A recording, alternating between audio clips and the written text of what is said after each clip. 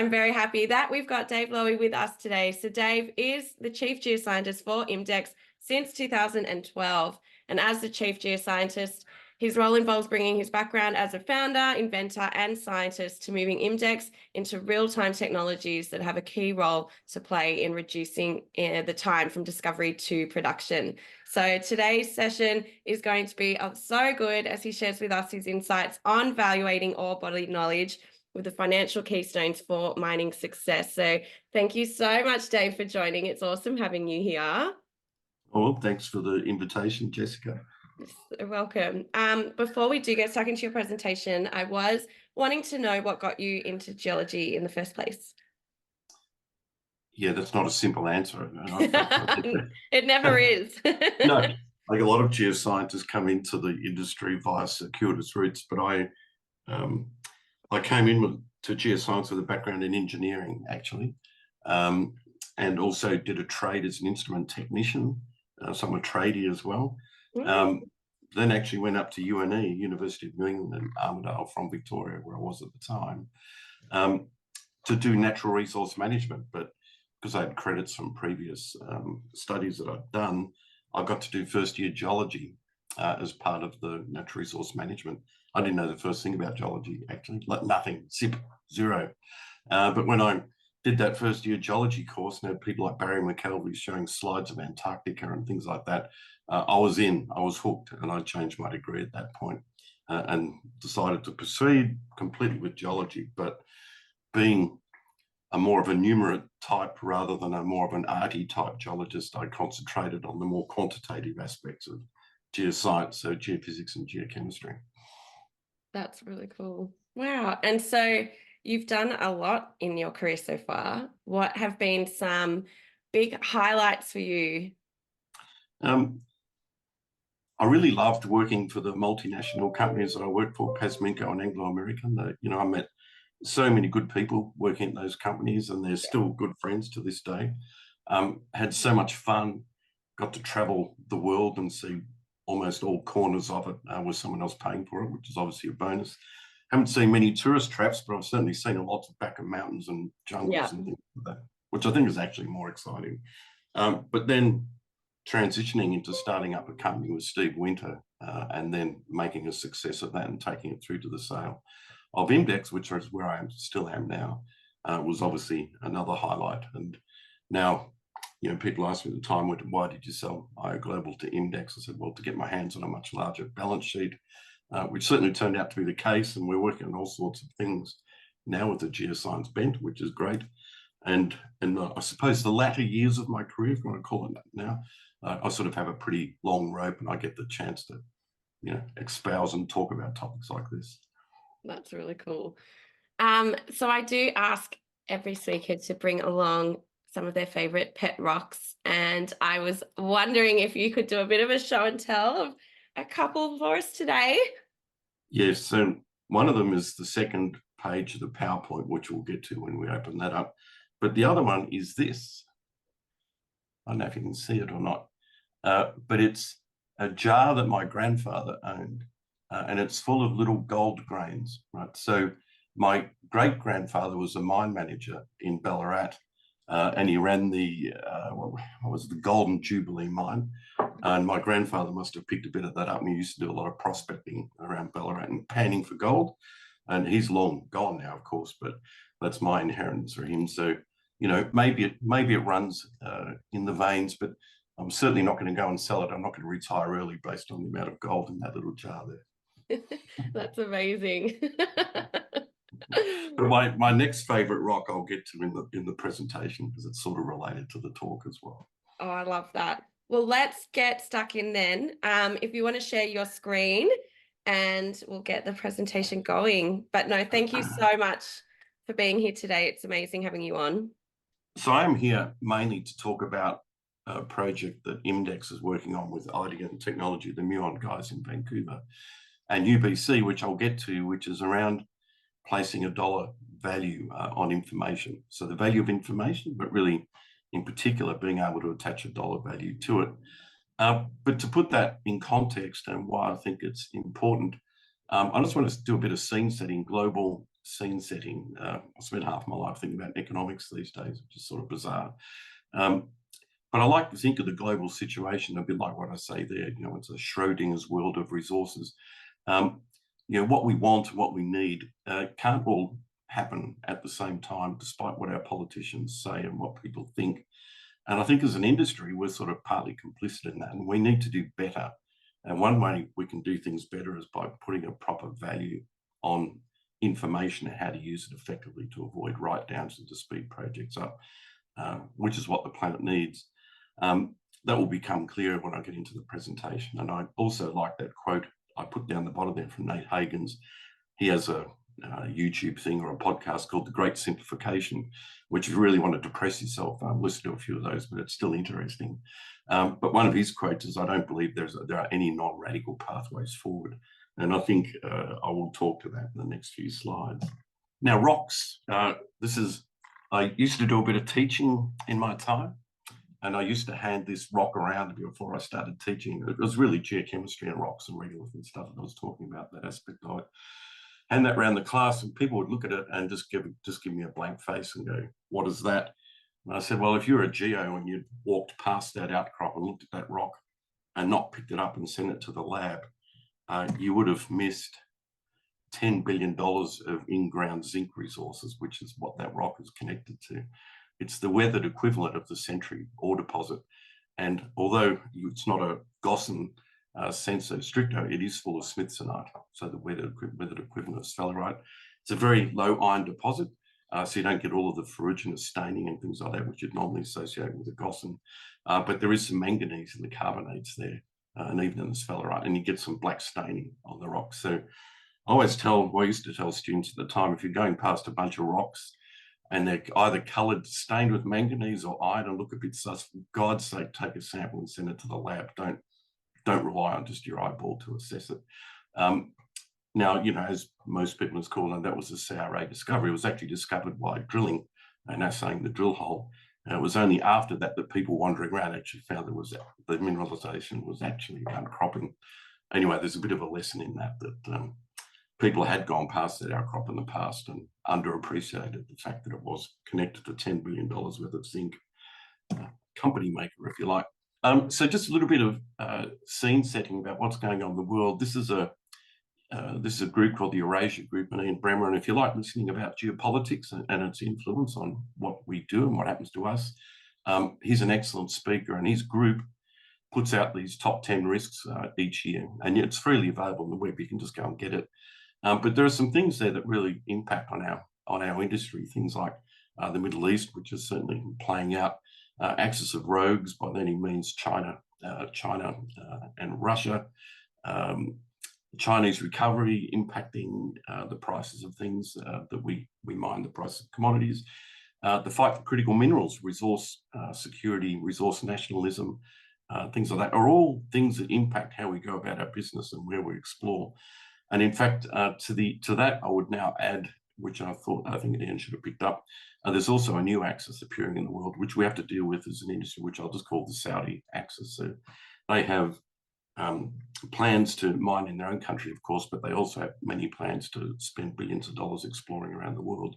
So where we used to butt up against the Chinese in the competition for resources or doing exploration work, we'll probably increasingly come across the Saudis as we move around as well. Now, into this world, all of these things are happening, and we've just got a hollowing out of trust in government entities and things we used to respect. Judges, politicians, political parties, all the rest of it. Largely driven by that graph on the left there. So the disconnect between productivity and generation of wealth and the money flowing through to the hourly paid workers or the working class, if you want. Gradually opening up and up. And so, you're seeing this with the rise of populism, if you like, around the world, not just the US, other countries as well. And that was also a factor that we need to take into account in the resources industry.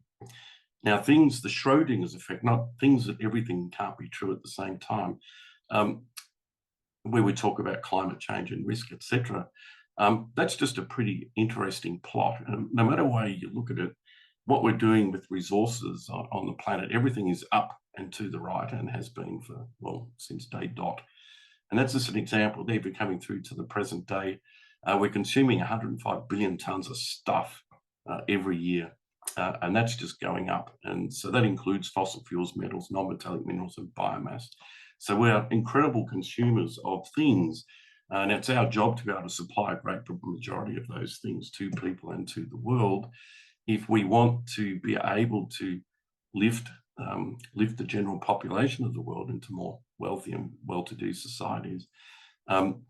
People say, well, we can stop consuming that amount of stuff. Well, do we have the moral right to stop doing that when 25% of the globe's population has no access to electricity, a quarter clean water, no internet, and even almost half don't have decent access to sanitation? So the requirement for resources really will just keep going up and up, which is a challenge, of course, in the current environment.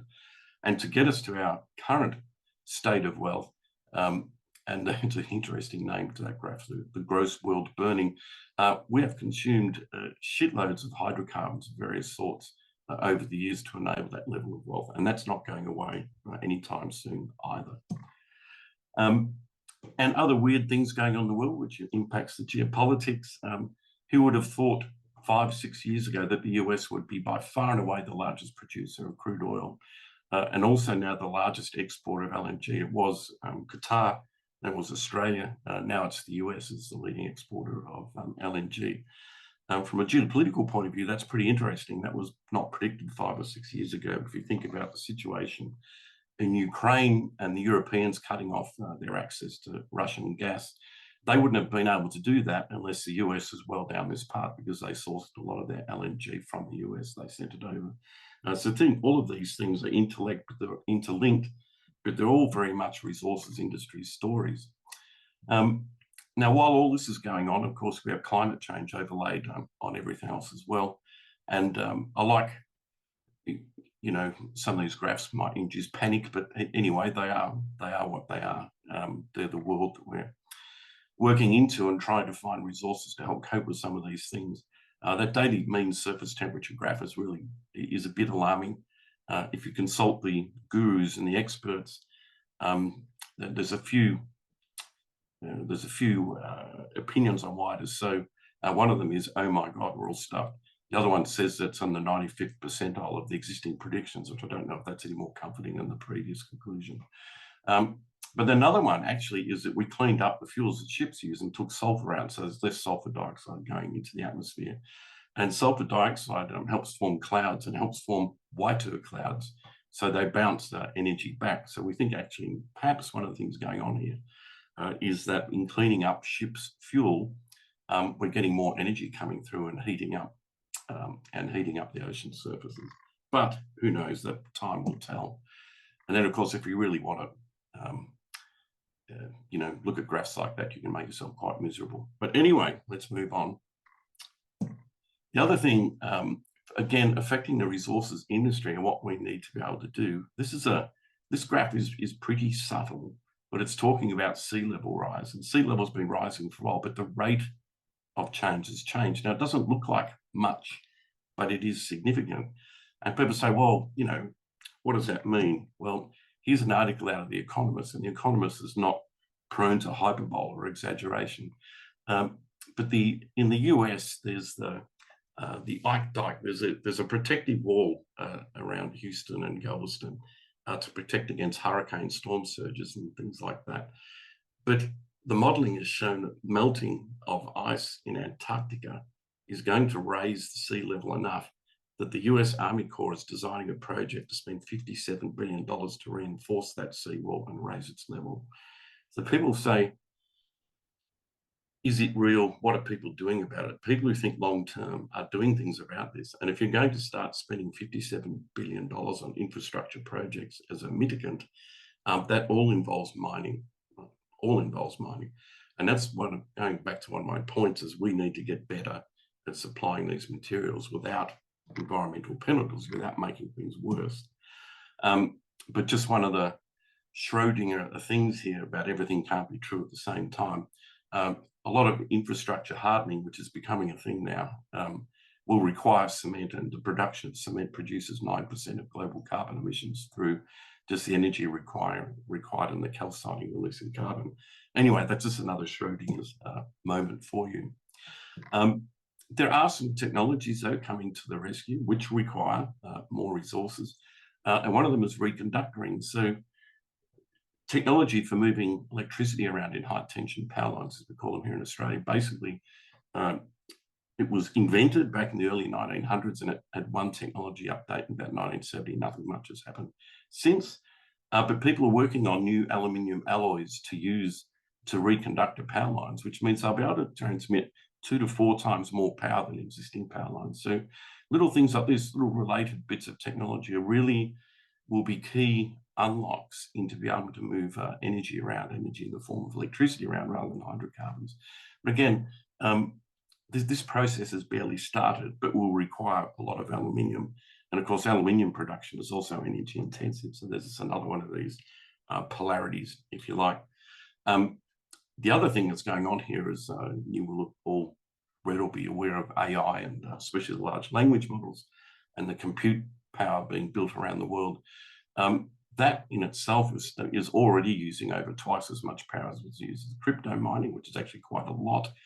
And they're predicting here by 2030 that the power required to power these data centers will be the equivalent of powering 40 million homes, or the total energy demand of UK and Greece put together. And there are other forecasts which have it even going higher than that. So the requirements of the world, I just keep coming back to this point, that everything is up and to the right, and there's no, unless we can supply that, then we're not going to get out of some of these conundrums that we think about. Geopolitics, exploration. So this has a real impact on what we do, and exploration. That's the world coloured in by who voted to sanction Russia or abstained at the start of the Ukraine war. And it pretty much splits the world down the middle of political allegiances. Now, that's an interesting map. It's sort of worrisome for Australia, as Indonesia's there to the north of us, coloured in red. And although they've just stated they want to join OECD, they've done this survey here, and most Indonesians would put their alliance with China rather than with the US or whatever, with us or the Western alliance. So that's a bit of a geopolitical problem, especially as they have control of nickel in conjunction with the Chinese now. But if you go through that map and you allocate, global gas and global oil reserves to those two trading blocks, things don't look too good. And if you come back and if you have a look at the other resources, so iron, copper, nickel, gold, silver, etc., and split them between those two trading blocks, that also doesn't look particularly great. And there's a couple of things there, and I just sort of jokingly say to people that, I can look at all of that and dream up a good excuse for a Barney, a fight about it all. The other thing that maybe would apply to us is maybe we need to start finding twice as much of things, right? Because we'll have to find them twice, one for each trading block, perhaps. Now, let's have a look at things like copper. So sorry, Jessica, the windows here in front of the PowerPoint, I can drag it across. Yes, good. So everything, again, up and to the right, and things that we need to get better at doing in the industry. So the demand for copper, so the compound annual growth rate for copper usage in the world since 1900 is about 3%. And that's roughly equivalent since 1900 of doubling the usage of copper every 25 years. And so when people talk about 2050 needing to supply about 50 million tonnes of copper per year, that is just following on from, that's our history, that's just how much we've used. Now, when we talk about decarbonisation, data centres, electric vehicles, batteries, wind turbines, all those sorts of things, that copper is all accretionary on top of that. We've been doubling our usage every 25 years just with straight up industrial use and expanding industrial capacity without any of that. Now, how on earth we're going to do that, I have no idea. And so we see people make these demand plots. Things, I suppose one thing as you get older, things aren't ever as miserable or positive as they seem at the start. They always end up being somewhere in the middle.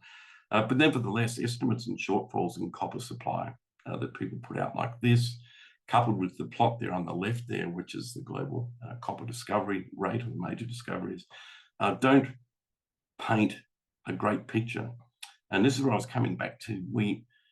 If you keep, it's the very definition of stupidity. If you keep doing the same thing and getting the same outcome, then you should stop doing that, and you should start rethinking how you go about things.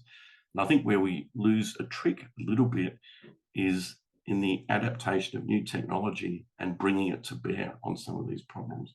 Now, that's a gross generalization. I'll dig into it a little bit. But I think one of the barriers to adopting some of these technologies to help in some of these tasks is we have a difficulty articulating their dollar value to investors, to boards, and to other parts of the companies that we work within. Oops, I'll just skip over that one. And again, here's another polarity, or things that are weird happen at the same time, that this is the price behavior of copper. Now, Anglo's come out in the record and say, if you want us to put capex into expanding our mine production, then copper needs to be above $15,000 a ton.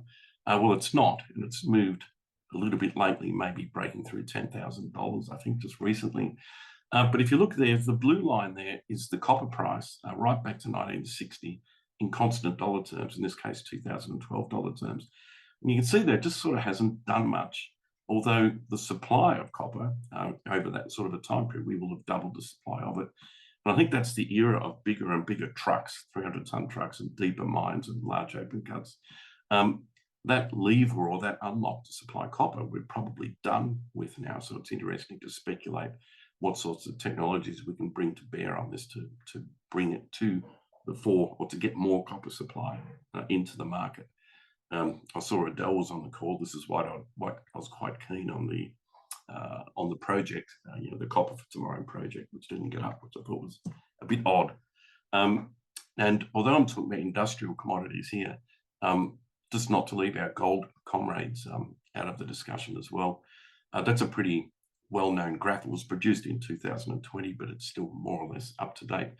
I do like that because it's the supply cliff of proven and probable resources. A lot of people talk about proven and probable reserves. Sorry, a lot of people talk about resources, and that's just a fundamentally different thing. If you talk in terms of reserves and proven and probable, that's things that are next to right adjacent to mining, and these are the things that the world needs. So maybe not a decarb story, but certainly our performance needs to improve around the gold sector as well. Now, just to get a little bit more positive, I don't think it all sounds catastrophic, but catastrophism is not a good way to talk about it, because ultimately it's negative and people tend to throw their hands in the air and just give up. So what I want to talk about after this is just some things that are happening that we can help, that can help our own, help us progress what we're trying to do in the industry. That was the thing on the right there from the Fin review, was just a screenshot I took off my phone late last year. I would not have thought in my lifetime that I would open my phone and open the Fin review and have a whole pile of headlines like that. So it's a strange world we're trying to do this within. Now, to the value of information projects. So this had its genesis just prior to COVID, actually, and then COVID sort of kiboshed it for a while. But these guys here, John Steen, Michael Samus, and Andrew Gillies, I met John Steen when he was at UQ, actually at the business school at UQ, before he moved over to UBC and the Brim school there. We got talking about this, and I got talking about this in general concept, and he said, well, that's interesting, because I have a PhD student, Andrew Gillies, is down the bottom there. And he's just actually published his work since I made this slide. We'll have a bit of a look at it. But the work he was doing indicated that when he was looking at impairments and write-downs that were released by companies listed on the TSX over a 15-year period, that fully a third of the impairments and write-downs you could attribute to a lack of ore body knowledge, or attribute to lack of knowledge about the rocks, not political things, not commodity prices, things like that, but people actually fessing up to issues that they had with the rocks. And the interesting thing about that is that they could have been known knowns, right? You could have known about them at the start and avoided these write-downs. So entirely avoidable write-downs. So this is the paper. So if you're looking for this paper, you can find it online. So it's just published actually just very recently, earlier this year. So over that time period, from 2002 to 2015, 105 mining firms declared 266 impairments. And what was the value of those impairments over that time period was $68 billion. Now, fully a third of that you could attribute back to a lack of knowledge about the rocks. So be there mineralogical, recovery issues from a metallurgical point of view, geotechnical issues, high wall failures, things like that, which caused people to announce these impairments. They could have been in cash or purely balance sheet.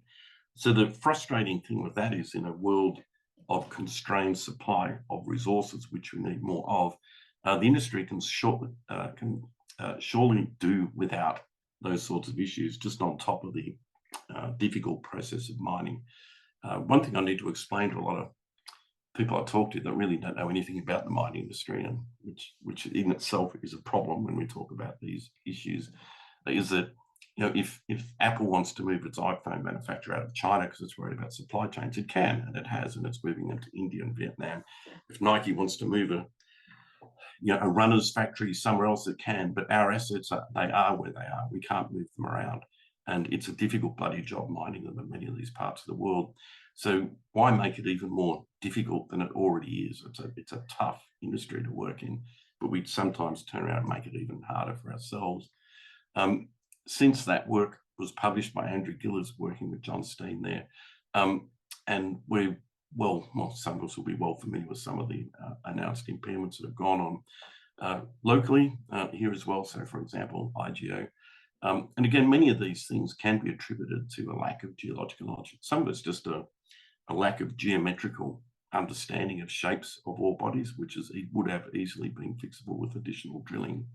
But nevertheless, it wasn't done, and then we run into problems down the track. And just at the end of last year, and this is all in the public domain, I don't want to pick on Anglo here, but just to talk about it, Anglo announced an impairment, or that they were not going to miss their copper production forecast by 200,000 tonnes, split between Quellaveco and Los Bronces.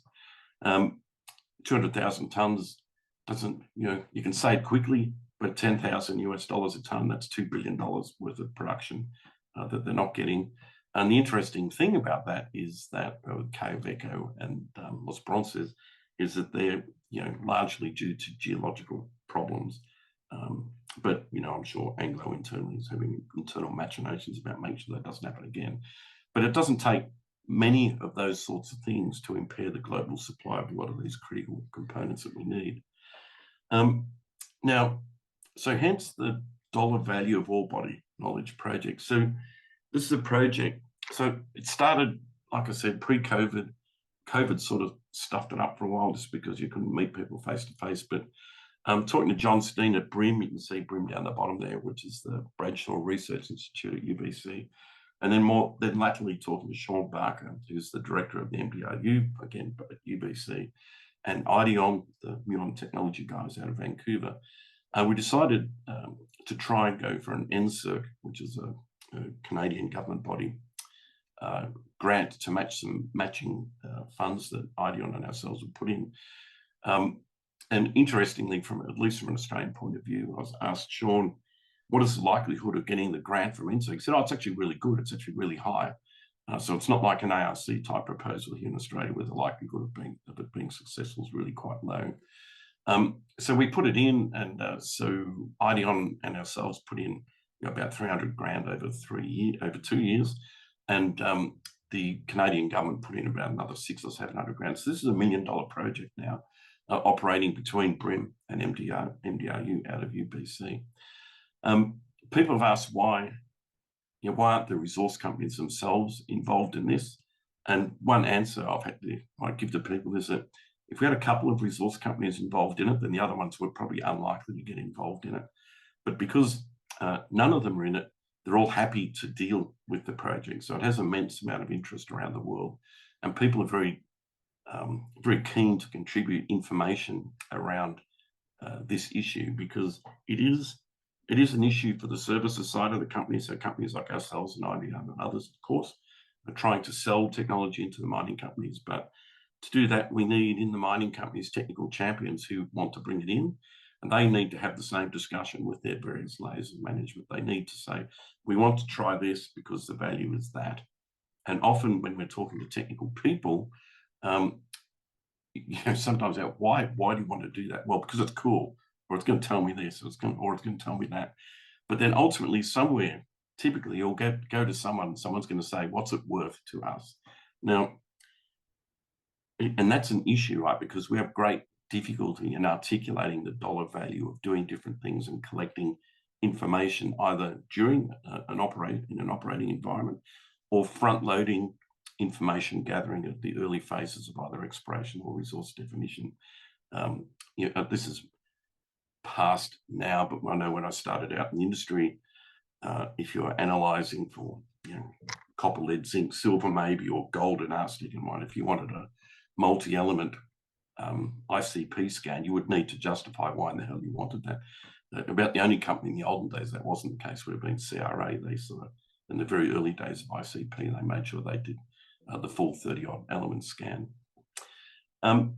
So as geoscientists, we're often good at knowing the cost of everything, but the value of nothing is another way I put it. So to talking strictly in terms of cost, but not in value, we miss a trick. And it impacts what we're able to get done in the industry and ultimately our success rate in exploration. There's also other concepts that play into the project. And this is a quote from the Upstream book by Dan Heath. Who pays to prevent something bad from happening? What's the value of that? So it's a bit like getting vaccines against something. You get the vaccine for a few years, you don't catch whatever it is. And you say, well, that's fine, I won't bother getting the vaccine next year. And then you get crook, right? If something's working because you're doing something and it's preventing something from happening, which would be a tremendous cost to a mining operation, sometimes you stop doing it because you forget that it's actually preventing that thing from happening. And I often call those asymmetric, rare downside events. And they are very difficult to value. So collecting additional geotechnical data in a mining operation to prevent high wall failures. Sometimes not enough of that is collected, but then we have the failure occur. Now, when we have problems, and this comes back to another anecdote from this Upstream book, we're pretty good at fixing them, but the issue is, did we need the thing to happen in the first place? So that book, and I highly recommend this book, it will change the way you think about things. But the book starts off with an anecdote. You've got two people standing next to a river, and a kid comes past in the river drowning, and so rationally, one of the guys jumps into the river and pulls the kid out.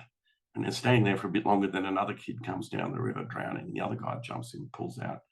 And they're just looking at the two kids, and another one comes past, and one of the guys jumps in the river to pull that kid out, but then sees his mate running off. He said, where are you going? He said, I'm going upstream to find out who the hell's throwing the kids in the river. So there's an element of upstream thinking here. So who pays for some technology to measure something which ameliorates the risk of that asymmetric downside financial event later on? How do you put a dollar value on that? Another way of thinking about that is if you put a speed camera in, you issue people's fines, you can measure the value that's delivering when you get a revenue from the speeding tickets. But maybe it's actually more effective to put a policeman on the corner that's very visible and people react to that in an entirely different way. But it's very difficult to measure what's going on there because they're preventing something happening by just being there. It's very difficult to measure something from that. So these are issues which we have trouble dealing with in the industry. The other one is the wrong pocket problem. And we find this in mining operations all the time. We ask one part of the mining operation to pay for something to be measured or done, but the benefit accrues somewhere else. So the people you're asking to pay for it aren't highly motivated in their KPIs to adopt that particular additional cost, although the value and the benefit ultimately accrues to the mine and to the company, but someone else sees that. Right? So how can you get around these multiple pocket problems? How do you get around having people think about what they're paying for to prevent asymmetric downside events? So these, and you won't be surprised yet we've not actually worked out how to do this in a quantitative way at the moment. That's part of the project. And indeed, that's what we'll be working on. The other discussion I have with people often is, do you have life insurance? Right? A simple question like that. So part of the technologies that we look at and work on are really also insurances for preventing things from happening, or at least covering us. This is a good graph, this one, and it's from that paper which is written there. And Cassidy Harridan at the MDRU, she found this paper and sent it through. And Cassidy at the MDRU is an important person in this project as well. So feel free to reach out to her if you want to have a chat about it. But it's a classic example here of trying to plot, the acquisition of, this is a very engineering paper, but nevertheless it talks about geological information, which is actually interesting in itself. But they're talking about the acquisition of pre-construction, we got pre-mine construction geological information, and risk and expense, right? So where they put the orange line there, these are engineers talking here, not geoscientists. They're saying here, this is the typical situation for many project designs at the early stage of the project. So dealing with an incredible degree of risk without spending much money to ameliorate it. But the trick is, how much data do you need to collect to reduce the risk to an acceptable amount? Because you don't have an infinite budget and you'll never get geological uncertainty to zero. So where's the sweet spot? So part of this project will be trying to determine via various optimizations and scenario mapping where those points are in the progression of a project. Another way to talk about this is in terms of options. So if you're running a project and you collect the correct if you precondition the project with the collection of additional data, and it allows you to abandon that rationally earlier, that is an option you can take, and it has a real value, even though we might think of it as a negative outcome. And yet it further opens up other benefits in not wasting money on a project, but saving you time, which means that you don't wear the opportunity cost of being distracted by something which is not going anywhere, where you could be doing something else, which is surely a key to increasing exploration success. Opportunity costs are a really good way of thinking about this as well. If some people on the call will listen to this eventually involved in that world. Now, sometimes to put concrete numbers around these things, it's interesting to take an example that's sort of adjacent but related to our field. And this is the Snowy Hydro scheme, the Snowy Hydro 2, the pumped hydro for people who aren't in Australia and not familiar with it. It's an amazing project. It would can store 2.2 megawatts, or 2,200 megawatts of energy. It can supply 350,000 megawatt hours for over a week, enough to power 3 million homes. It truly, if we're looking at just decarbonising in a large way the East Australian power grid, it's truly a key to doing that. So hence why the project has come into existence. And as people talk about batteries to do this sort of work, the biggest battery in Australia at the time was over in South Australia. It has a capacity of 194 megawatt hours, not 350,000. It just dwarfs those sorts of things. So at least in theory, a great project. Was conceived in 2017, some might say rushed, but it was conceived in 2017, meant to be built by 2021, had an additional construction cost estimate of $2 billion.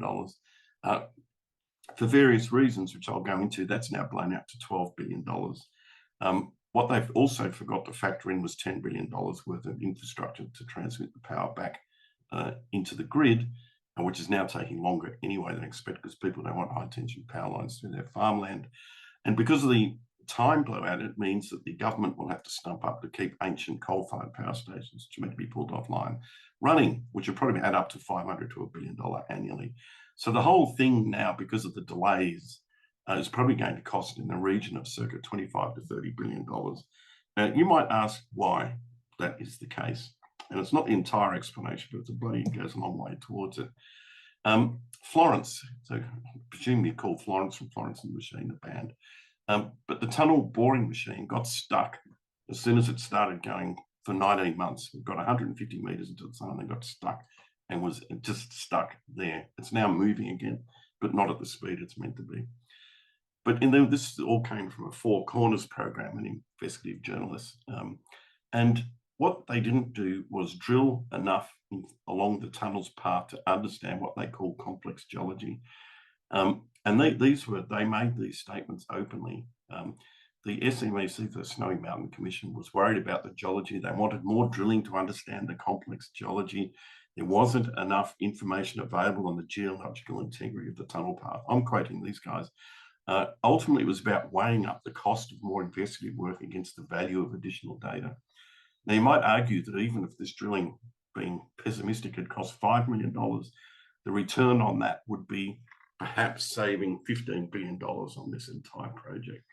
So it's an excellent value of information data point to use related to geoscience and geotechnical issues. These were, or everything about this could have been known, right? And so if you're looking at a risk mitigation, you would think you would spend that extra money because the Snowy Mountain Authority knows a bit about tunnels.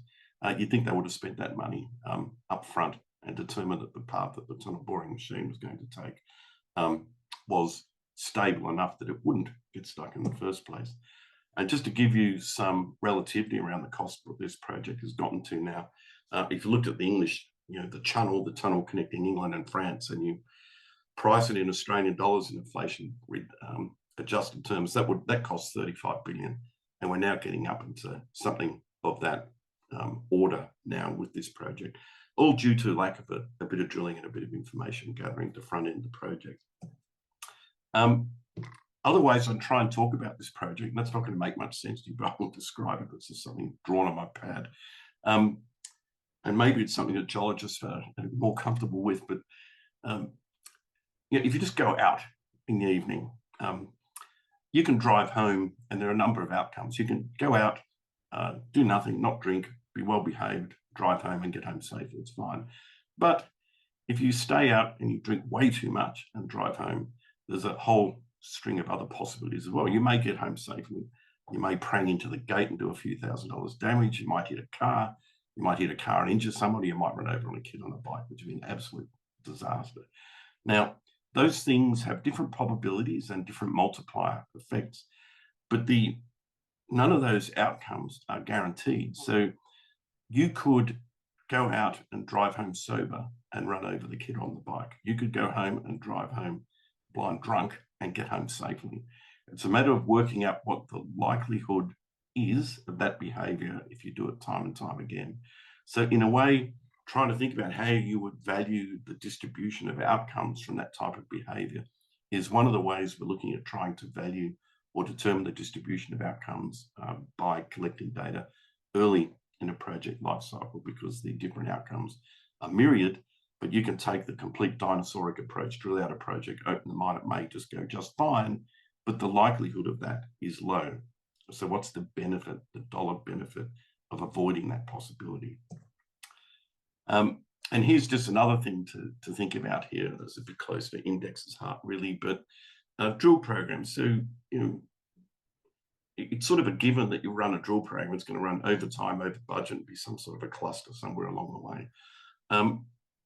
But we spend a lot, it's our key, it's our number one tool, the truth probe. So if you're running a large drill program, the 20 grand a day over 12 months per drill rig, it's probably cheap, just depends where you are in the world and what the environment's like.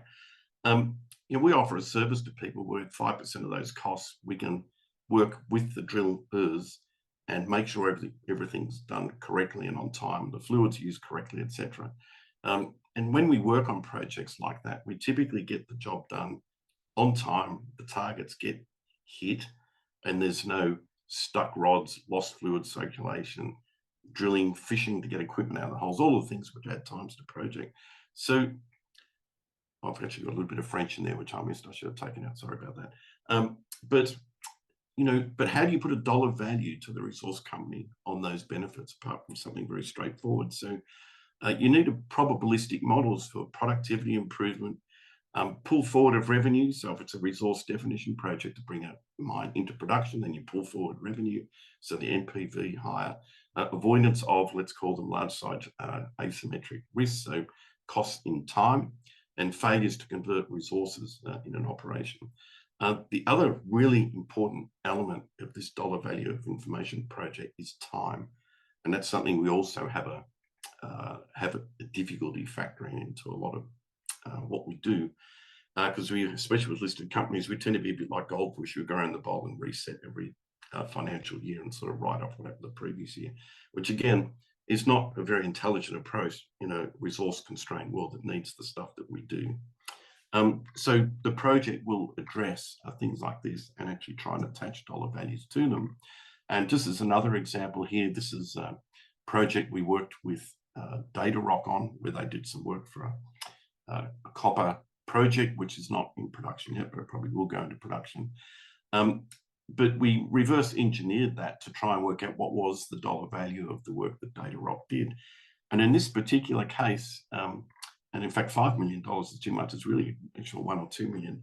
But for that additional front-loaded spend during the resource definition phase, what it allowed the mine planners to do was to come up with a much better or a better classification between sulfide and oxide, because obviously they need to go to different parts of the processing circuits.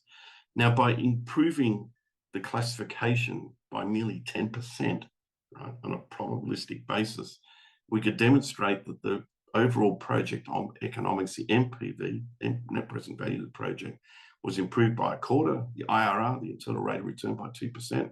2% sounds low, but that's a significant number when you try and get these projects across the line. And actually reduce the decision to build risk by 5%. So should you even put the thing in production or not? So we're able to calculate that the value, so the $5 million expended up front to generate the additional data to end up to have a better mapping of the distribution of sulfide versus oxide, or it was worth between $80 and $90 million in NPV terms.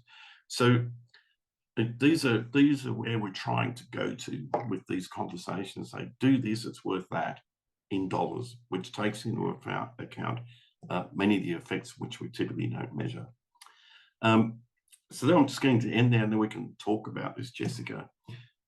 That's a quote. I just left that in with the bolded bit there. Lisa Randall is actually a dark matter physicist. And when you have dark matter global physicists talking to you that we're changing the planet too quickly, because they have quite a different perspective on things, of course, then I think we should, we got people talking about that. I think we should sit up and listen. And just a couple of things here. Talking about supplying of resources and moving them around the world, I highly recommend that book on the left. We're all here in the business of finding and extracting resources. That book is about the guys that sell them around the world.